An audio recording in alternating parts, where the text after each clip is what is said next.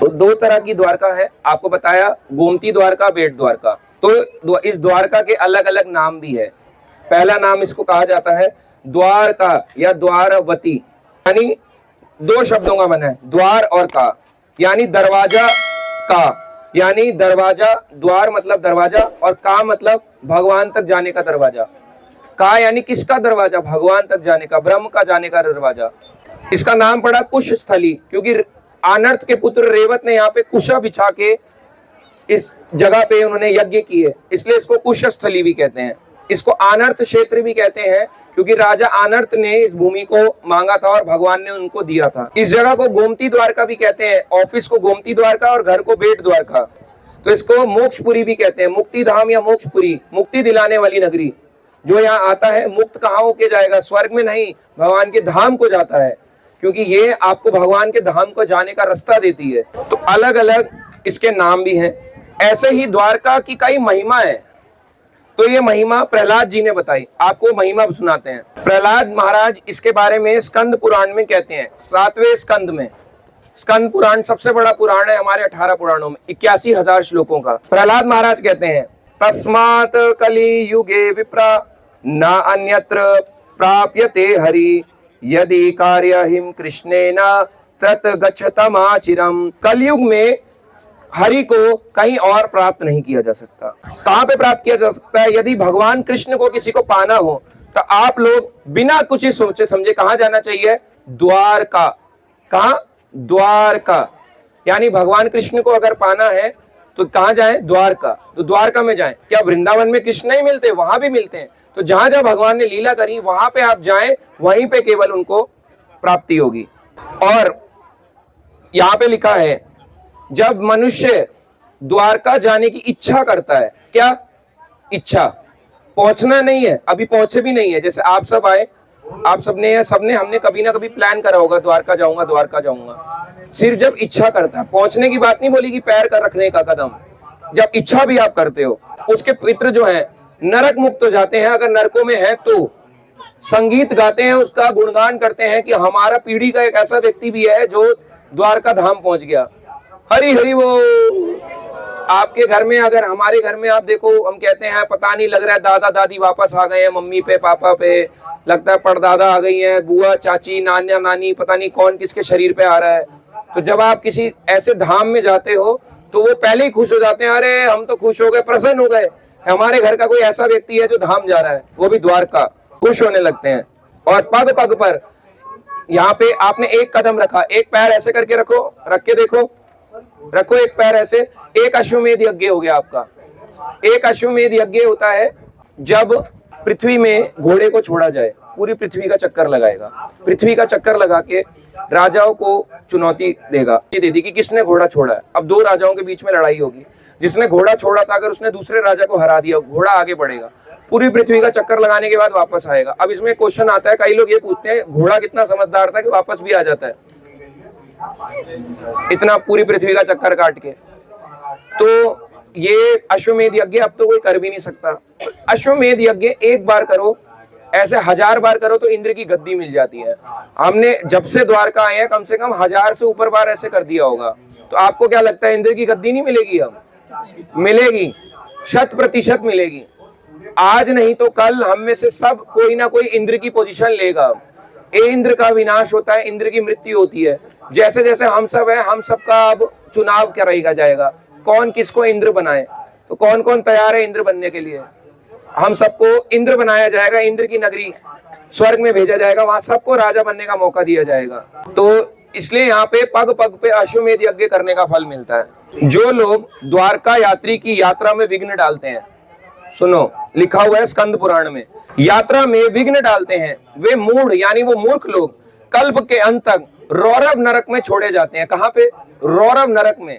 यानी अगर कोई यात्री की यात्रा में विघ्न डाल रहा है, यदि आपकी कोई यात्रा में डिस्टर्ब कर रहा है, देखो एक डिस्टर्ब होता है, एक होता है कि बाय मिस्टेक आपके किसी ने पैर रख दिया, वो विघ्न डालना नहीं कहते। विघ्न डालने का मतलब समझे? विघ्न डालने का मतलब है कोई अगर आपको इंटेंशनली आपका बुरा कर रहा है, वो चाहता ही है कि आपका बुरा हो और मैं इसको हटाऊं, हट यहाँ से, गुस्सा निकाल रहा है आप पे। अगर हम ऐसा करें या कोई हमारे साथ ऐसा करे, उसको रौरव नरक भेजा जाएगा। नरक जाएगा वो व्यक्ति, गारंटीड। चाहे वो धाम में भी गलती कर रहा हो, नरक जाएगा। विघ्न डालने से नरक मिलता है, अगर कोई उसकी यात्रा में विघ्न डाले। दूर से जब आप मंदिर की ध्वजा का दर्शन करते हैं, झंडा, ये झंडा जो है 6 बार चेंज होता है, 4 बार दिन में, 2 बार शाम को, 6 बार। कितनी बड़ी बात है, सोचो 6 बार इसको चेंज। 150 फीट हाइट पे जाते हैं ऊपर सीढ़ी से और उसको चेंज करते हैं। आज भी वो कहते हैं कि रेगुलर जो है यही प्रोसीजर चलता है, 6 बार चेंज करते हैं। और 2035 तक की बुकिंग हो रखी है, 2035 तक की। अगर किसी को झंडे की बुकिंग देनी है, 2.5 लाख रुपए लगता है एक झंडा लगाने का। तो आप सोचो 2000, और रोज 6 बार बदलता है और झंडा रिपीट नहीं होता। उस हिसाब से सोच लो 2035 तक की बुकिंग है। तब तक हम बचे ना बचे ये भी नहीं पता। और यहाँ पे जब दूर से ही हम उसकी मंदिर की ध्वजा का या उसके स्वर्ण कलश का दर्शन करते हैं, तब क्या होगा उसमें, वो व्यक्ति तुरंत जो है अपने इस शरीर को छोड़ने के बाद भगवान के धाम को जाएगा। अब ये सारी हम बात पढ़ते तो है धाम जाएगा धाम जाएगा, पर हम जा क्यों नहीं रहे हैं? देखो ये चीज पता है क्यों नहीं जा रहे हैं, ये होता है भाव। भगवान कहते हैं जितनी प्रतिशत वो मेरी भाव उसमें आएगा शरण में, उतना ही मैं उसको दूंगा। अगर हम आए यहाँ पे एक पर्पज से हैं कि बस टाइम पास हो जाए, दर्शन मिल जाए, तो उतना ही भगवान भक्ति देंगे। और अगर हम भगवान से ये मांगे कि मैं यहाँ पे आया ही इसलिए हूँ कि मैं वो भगवान का धाम देखना चाहता हूँ जो मुझे इस आंख से नहीं दिखाई दे रहा, जो आप अभी भी मेरे से छुपाए बैठे हो, मैं वही देखना चाहता हूँ, तो जरूर भगवान जन्म के बाद अपने धाम को भक्ति करते हुए पूरे इस धाम के बाद अपने धाम को लेके जाएंगे।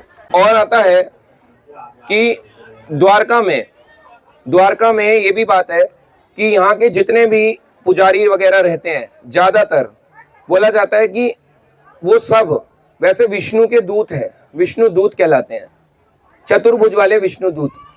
कभी कभी वो मनुष्य लीला भी करते हैं, आपको नहीं पता चलेगा कि आपसे क्यों ऐसे बोल रहा है, हमें क्या पता, हो भी सकता है, क्यों नहीं हो सकता।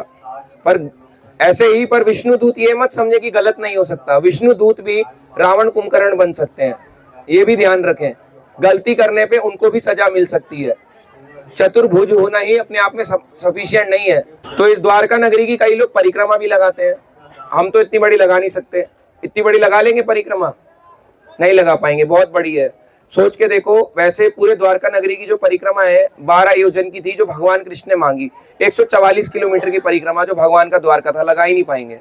एक और चीज यहाँ पे बताया गया, वाराणसी, कुरुक्षेत्र, नर्मदा तट पर किए जाने वाले पुण्य कर्म का जो फल होता है, कहाँ पे? बनारस, कुरुक्षेत्र, नर्मदा, उसका फल आधा निमिष, 1 निमिष होता है, 1 निमिष होता है आंखों का पलक झपकना। आंखें अपनी पलके झपकाओ, ऐसे आधी पलक झपकाओ, आधी, हल्की सी, हल्की, पूरी बंद नहीं करनी, हल्की हल्की आधी झपकाओ।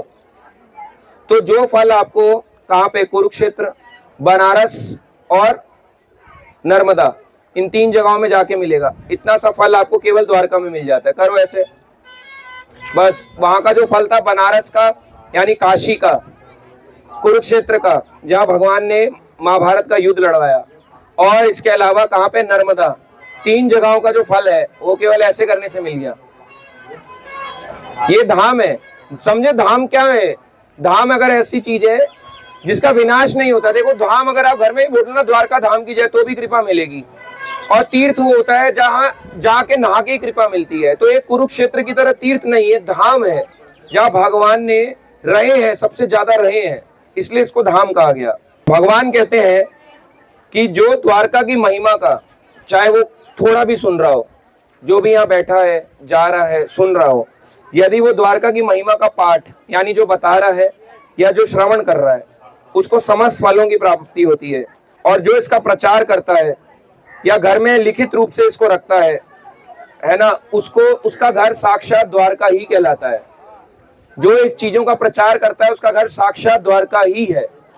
सबके घर में, अगर आपको चाहते हो हमारे घर में भी धाम हो, हमारे घर भी धाम बने, तो आप अपने घर में भगवान को लाओगे, क्या खरीद के लाओगे? यहाँ से अगर आप फोटो ले भी जाओ, वो फोटो की पूजा अर्चना करते करते एक दिन थक ही जाओगे। मगर सबसे बड़ा यहाँ से पता क्या लेके जाओ?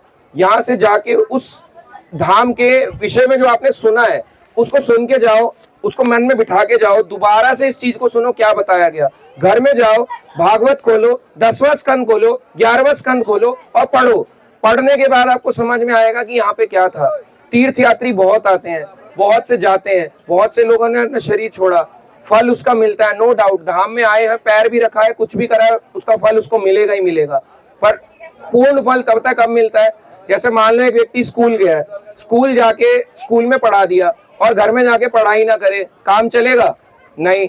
वैसे ही धाम आ गए, धाम में आके कुछ सीख के गए, कुछ समझ के गए, दर्शन करके गए, जैसे स्कूल में कुछ समझा दिया। अब घर में जाके हम क्या कर रहे हैं वो बहुत ज्यादा जरूरी है, क्योंकि धाम में हम कम समय रहते हैं और घर में ज्यादा समय रहते हैं। तो घर में आपने क्या किया वो ज्यादा जरूरी है, वो भी ज्यादा जरूरी है। तो घर में जाके इन लीलाओं को दोबारा दोबारा पढ़े, सुने। जितने रेफरेंस मैं देता हूं, आपने किसी को सुनते हुए देखा? लोग जो बोल रहे हैं ना, उनको पता है कि वो आप पढ़ोगे भी नहीं, उनको पता है आप नहीं पढ़ोगे, इसलिए रेफरेंस दे भी नहीं रहे। मेरे को भी पता है बहुत से लोग नहीं पढ़ेंगे, घर जाएंगे फिर से बोर हो जाएंगे, नहीं पढ़ेंगे। मैं बस इसलिए दे रहा हूं। देखो वो बोलते हैं ना, पता नहीं किस रूप में आके नारायण मिल जाएगा। सच में मेरे को क्या पता कि आपकी किसके जीवन में जो है वो सच में इतना स्ट्रांग हो जाए कि मैं भी घर में जाके इन शास्त्रों को खोल के पढ़ना शुरू करूंगा। शास्त्र पढ़ने वाला ही समझदार कहलाता है। बहुत से लोग जो है शास्त्र नहीं पढ़ते हैं और मन गढ़ंत बातें, मन इधर उधर की बातें और इधर उधर की बातों को सुनने से हो जाता है। जैसे कई बार आपको सुनते मिलेगा, यहाँ पानी चढ़ा दो ऐसा हो जाएगा, यहाँ पे फल मिल जाएगा, पेड़ पे लस्सी बांध दो ये फल मिल जाएगा। देखो बेचारे पेड़ पे धागे बांध बांध के हालत खराब कर दी पेड़ की, तो ऐसी हालत कर देते हैं। ये सब मूर्खता है। आपने कभी अंग्रेजों को देखा है ये सब करते हुए? हंसते हैं वो हम लोग हमारे पे। क्यों हंसते हैं? क्योंकि हमारा विश्वास अंधविश्वास में बदल जाता है। अगर हम सच में विश्वास रखते हैं, धाम आने का पर्पस दर्शन, शांति से ना खुद परेशान हो ना दूसरों को परेशान करें, कथाओं को सुन के जाए, तभी पूर्ण फल मिलता है। धाम तो कई लोग बहुत बार धाम यात्रा करते हैं, पर धाम को बताने वाला ही कोई नहीं होता। और सबसे बड़ी बात, जो धाम को बता रहा है, उजागर कर रहा है, उसी की निंदा करना शुरू कर देते हैं। पागल है, इनको कुछ नहीं आता, इधर उधर की बात करते हैं, गलत है, ये है वो है। उसकी कभी निंदा मत करें। जो आपको धाम तक ले आया बहुत बड़ी बात है। हो सकता है आप हमारे जैसे, हमारे घर में होता है, हमारे घर में हमारे को किसी ने सिखाया, हम उसी को अगर घर में निंदा करें, अच्छा लगेगा? पड़ोसी बोलेंगे देखो अपने जिसके माता पिता जिसके घर खाता है उन्हीं को सुनाता है, बोलेंगे ना। तो वैसे ही आप जिनके साथ यात्रा में जाओ, जो आपको धाम उजागर करे, कभी भी उनकी निंदा नहीं करनी चाहिए। चाहे वो पुजारी हो, भक्त हो, जो भी आपको यहाँ तक लाया है, जिसके भी सहारे आप यहाँ आए हो, उनका हमेशा थैंकफुल रहना चाहिए, है ना। हमें भी कोई लाया होगा, हम भी थैंकफुल रहे। ऐसा ही होता है, चाहे वो भक्त हो, छोटा बच्चा हो, बड़ा बच्चा हो, कोई भी हो, उसका थैंकफुल रहना चाहिए। तो द्वारका महिमा यही है कि इसको जीवन में केवल यहाँ से पढ़ के ना, मतलब सुन के जा रहे हैं तो घर में पढ़े भी, पढ़ने वाले को और फल मिलता है। अगली बार जब आप खुद इसको रियलाइज करोगे तो आप क्या होगे, अरे ये चीज तो मैं गया था, मैं गई थी यहाँ पे, मैं यहाँ साक्षात देख के आई हूँ। तो हमारे को बड़ा सौभाग्य है कि हम यहाँ द्वारका धाम में इन जगहों की बैठ के कथा सुन रहे हैं। ये रुक्मणी मैया का मंदिर है। तो रुक्मणी मैया को आपको क्या लगता है, उनको पता है सबसे पहले भगवान किसको दर्शन देते हैं? जो उनके बारे में सुनता है। मान लो एग्जाम्पल आपसे ही पूछता हूं, ठीक है, मान लो आप यहाँ पे गद्दी लगा के बैठे हो, आप एक राजा हो या रानी हो, ठीक है, और सबको ऐसे करके आशीर्वाद दे रहे हो, आओ आओ जाओ, आओ जाओ, एक के बाद एक, एक के बाद एक, एक के बाद एक जा रहे हैं, ठीक है, ऐसे करके बैठे हो। अब सब आ रहे हैं, जा रहे हैं, आपकी नजर इन पे पड़ेगी या उन पे पड़ेगी जो आपके बारे में बातें करता है, जो हमारे बारे में बात कर रहा है? तो बात करने वाले पे ज्यादा ध्यान जाता है ना, बात करने वाले पे ज्यादा ध्यान जाता है, या इन पे जाता है जो आगे पीछे आ रहे हैं? उन पे पता है कब जाएगा? जब वो लड़ाई करेंगे। ये पागल था, इसने मेरे दरबार को खराब किया, इसकी वजह से लड़ाइयां हुई। तो यहाँ पे केवल ऐसे नहीं दर्शन करके ऐसे जाते हैं, ऐसे ऐसे करके 200 चढ़ा दो, 220 चढ़ा दो, यहाँ चढ़ा दो। देखो उनका काम है, उनका मकाम है मंदिर की सेवा के लिए, वो बस इसलिए मांग रहे हैं। बाकी असली पर्पस यहाँ का पता है क्या होना चाहिए धाम में आने का? कि धाम जाके कथा सुनना कि यार हुआ क्या था भाई। ये तो आपने बता दिया 1 मिनट में। ये तो उन लोगों के लिए जो ये चलते फिरते सब जाते हैं, जो पहली बार आए, उसको कुछ समझ नहीं आ रहा, मतलब उसको कुछ नहीं पता भगवान कौन, कृष्ण कौन, राम कौन। उनके लिए एक लाइन भी बहुत है। आप सब आए हो तो आप सब कोई साधारण लोग नहीं, आप भक्त हो। आपने क्या क्या देखा, सोच के देखो। हमने अपने जीवन में वो चीजें देखी जो शायद हम देख भी नहीं पाते। बहुत सी जनरेशन बीत जाती हैं, बहुत से कितने जनरेशंस के बाद व्यक्ति इन धामों तक पहुंच पाता है। अकेले हम पहुंच भी जाते हैं, बहुत लोग बहुत से धाम गए भी हैं, पर कुछ समझ में आया? आज तक लोगों को यही नहीं पता कि ब्रजमंडल कितना बड़ा है, उनको यही नहीं पता वृंदावन क्या है, ब्रज क्या है, उनको यही नहीं पता ब्रज के अंदर कितने वन है, उनको ये भी नहीं पता कौन सी परिक्रमा कितने किलोमीटर की है। तो बेसिक है, लीलाओं की तो अभी बात ही नहीं कर रहे। जैसे मान लो हम दिल्ली में रहते हैं, दिल्ली में पता है चांदनी चौक कहाँ है, कनॉट प्लेस कहाँ है, साउथ दिल्ली, नॉर्थ दिल्ली, कौन सा एरिया, कौन सी बस जाती है, कौन सी मेट्रो जाती है, पता है ना। तो सोचो अभी तो हमें ये भी नहीं पता कि कौन सी जगह कहाँ है ब्रज की। फिर इसलिए धाम आके सुनेंगे, दर्शन करेंगे तो उसका महत्वता बहुत बहुत कई गुना बढ़ जाती है। इसलिए धाम में आके 3 चीजों की सबसे ज्यादा रिस्पेक्ट करनी चाहिए। धाम की, ये धाम है, यहाँ गंदगी भी मत फैलाएं। अगर हम यहाँ पे धाम में कचरा फेंकते हैं, याद रखें आपने भगवान के घर में कचरा फेंका है या कचरा मचाया है तो भगवान आपके घर में भी कचरा फेंकवाने वाले हैं बहुत जल्दी, और वो दुखों का कचरा होगा, बहुत खतरनाक वाला, और बहुत भयानक भयानक कचरे होंगे।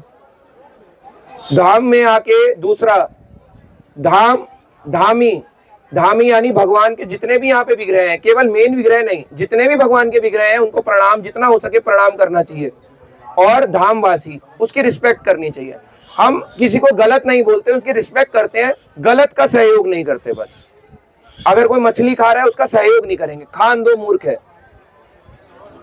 बस। तो इनकी रिस्पेक्ट करें और आगे बढ़ते जाएं। तो धाम में आके देखो, ये ऐसा नहीं है मैं कोई चीज आपसे छुपा नहीं रहा हूं कि यहाँ पे रख के इसको ब्राउन कवर चढ़ा के लाया हूं।